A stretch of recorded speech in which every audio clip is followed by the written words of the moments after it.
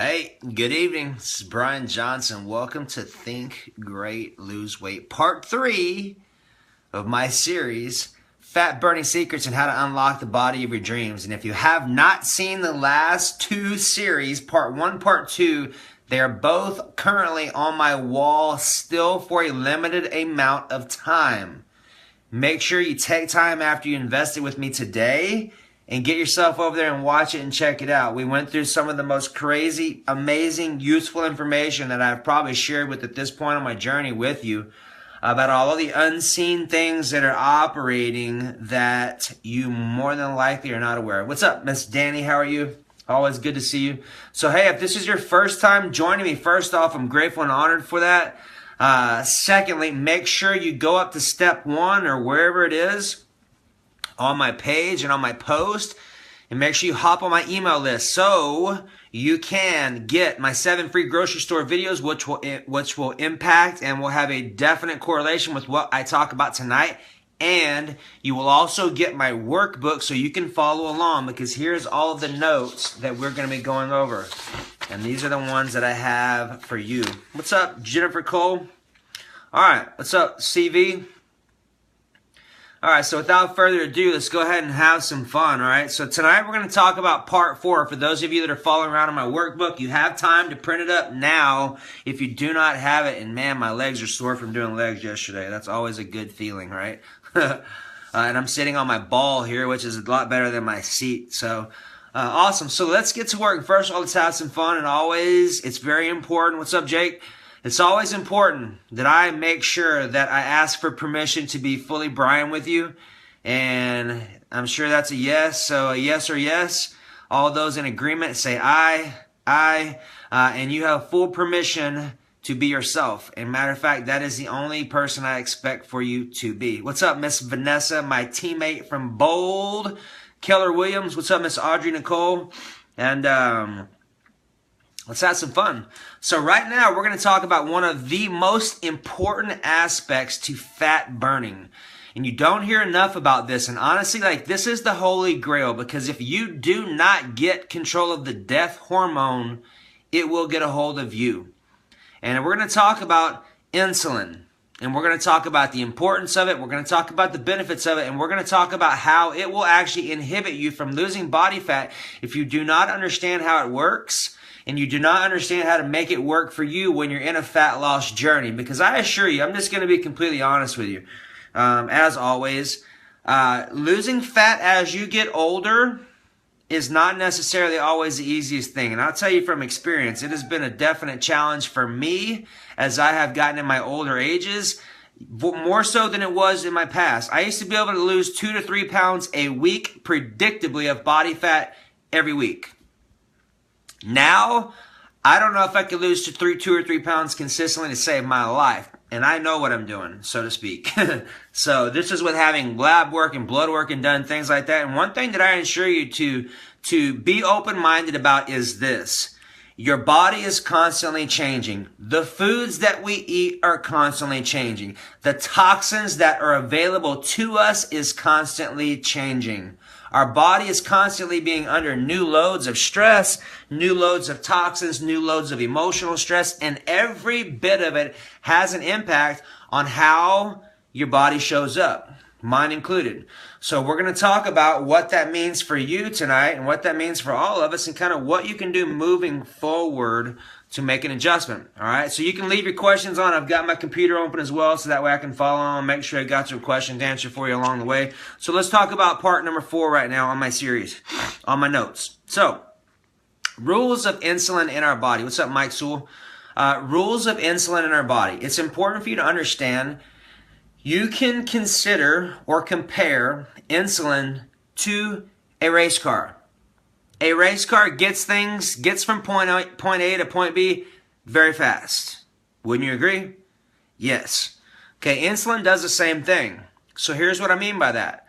Say, for example, you just finished doing a workout, right?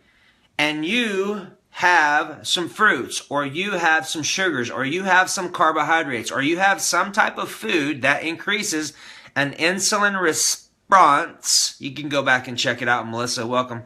You can go back and watch the replay. Right now, you don't really require a lot of notes. Definitely print up what I have in my email list. So make sure you go to step 1, Melissa, when you're done, and hop on my email list, and you can print everything up that I'm talking about.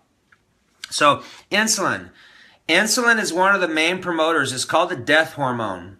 Actually, cortisol is called the death hormone, but they have a direct correlation. I thank you for sharing that with me. I'm talking to myself because I had them backwards. And insulin is a prime promoter in body fat storage and muscle growth. Insulin is a huge factor. Like after you've done a workout, you can push fruits and higher glycemic index foods into your body to boost your insulin levels up, to push all of the proteins, carbohydrates, glycogen, sugars, branched chain amino acids, everything faster back into your muscles and into your system.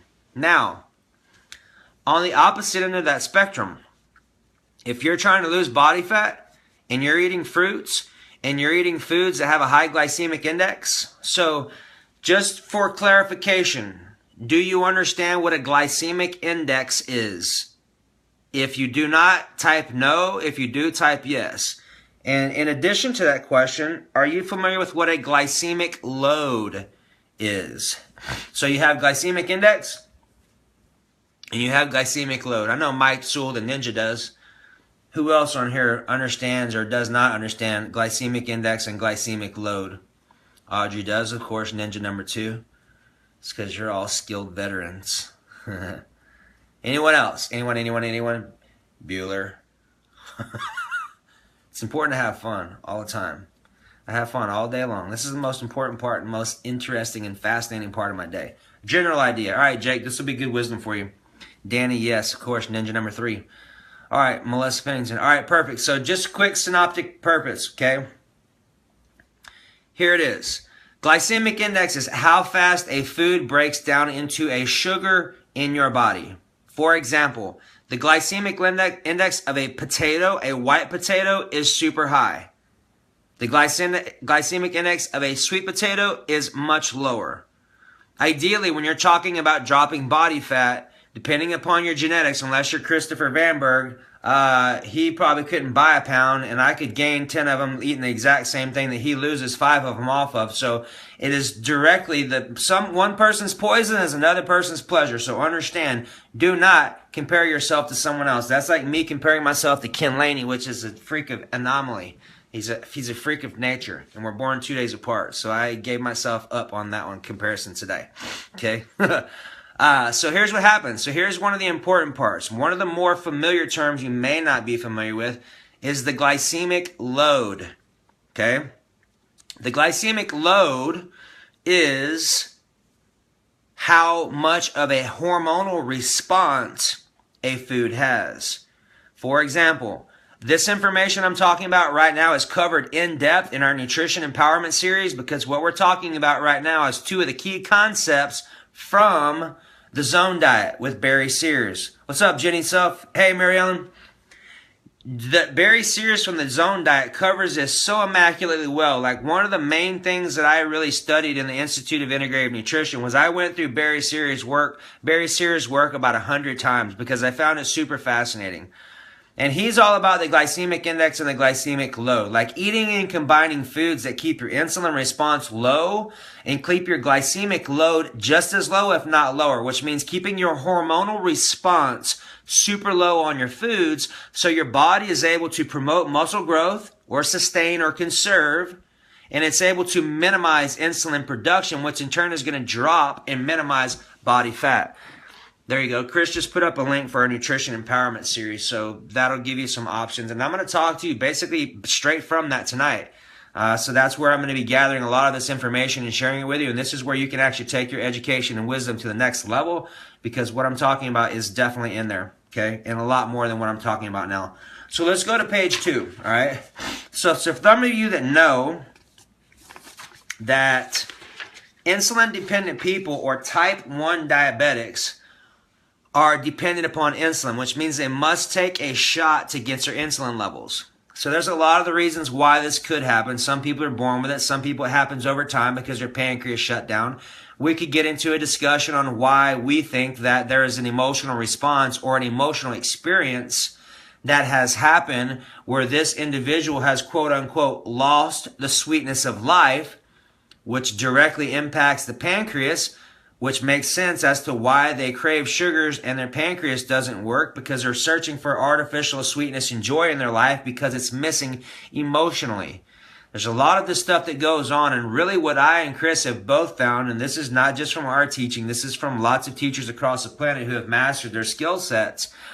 We are spirit beings living a physical experience. Would you agree?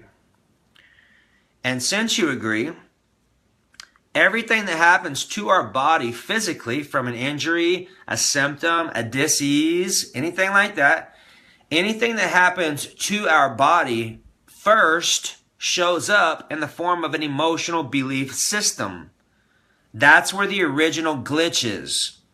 Once we identify that, what's up, Vicky? Once we identify that, and we identify where we glitched off of our mark, well, we can go back and do the work on the emotional breakthrough series or the body language series that we've done. We can implement those two tactics. We can find the original experience when we splintered off from our highest, best choice, go back, revise, rename, and re-say that experience, and step back into loving ourselves and resolve and recreate the energy back into the organ system that was affected or is affected. And here's the thing. I believe miracles happen instantaneously. And I believe that we are in commune with a God that still creates miracles consistently. It's not a day of miracles that used to happen back in the biblical days. We are in that day now. It's just a matter of being connected with the source, aligning yourself with the laws that he has, or she, whatever you choose to choose. Wow. I had this lady today that just somehow I must have accepted her or sent her a friend request, and she literally asked me about 60 times, 60, on my live training that was not live anymore. It was already done. The replay was going. And we're talking today. She thought it was yesterday. She says, answer my question, answer my question, answer my question, at least 60 times. Drove me nuts. I almost came unglued. I was like, lady, I am not on the phone right now, and this is not live, and that is ridiculous. And moving forward, I vote you victory and I forgive you, because that was a nuts. I almost came through my TV and wanted to just stick my foot through my TV, and I'm like, that is just absurd. We are not 2 years old here. Wow. All right, so here we go. So let's talk about some foods specifically that you can use. I know it wasn't you, Melissa. That we may be able to, that you may already be using. Now, here's the key, and here's why I feel that our information is so valuable and so impactful. For those of you that are just getting aboard and just coming aboard, like for those of the veterans that have been involved with us for a while, I would love for you to put your 10 cents in on what your experience has been with the information and wisdom that we share with you in our nutrition empowerment series and our emotional breakthrough series, mainly around our nutrition empowerment series, because I would like for other people that are getting involved in our trainings and seeing the information that we give out for the first time, I would like for them to have an understanding of what other people outside of myself can expect and what you've experienced. So throw in your 10 cents along this training or along our training. I'd appreciate that. And I'm actually going to talk about, what's up, Tabitha? Welcome. I remember you from today. I'm going to talk about foods right now that you can use that you may already be using. And one of the reasons that I really love food is because you see it all the time. How much more time, how much more does it cost you to understand when you're in a grocery store, oh, wow, I think I would rather have a sweet potato over a white potato. Why is that? Well, Brian says that a white potato is like sugar, and it impacts my glycemic index, and it allows my body to shoot up my insulin levels, which creates more inflammation, creates more body fat, and it creates me aging faster. That's a great reason. That's a great reason to choose a sweet potato. I'm super enthusiastic that I remember that. Way to go. So this is what I'm talking about. Now imagine if you had a whole arsenal of information that you could actually use. What's up, Lisa Locker? Imagine if you had a whole arsenal of information and wisdom available to you that you could employ at any point in time that it was necessary for you to make a decision and you now had the Jedi tricks that Yoda didn't even have, and you had the Force to make the right decisions. How much of a massive impact will this make in your lifetime? Because understand this, it's not the fact that you're making the decision one time. You're making the decision one time, cumulative times, consistently, in which your body is going to be able to thank you in the form of quality and quantity of life on our planet. And naturally, we can both agree that that's what you desire to have, right? Of course.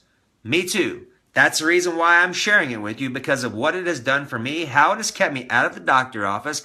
I have not been to, there's that lady who's answering my question.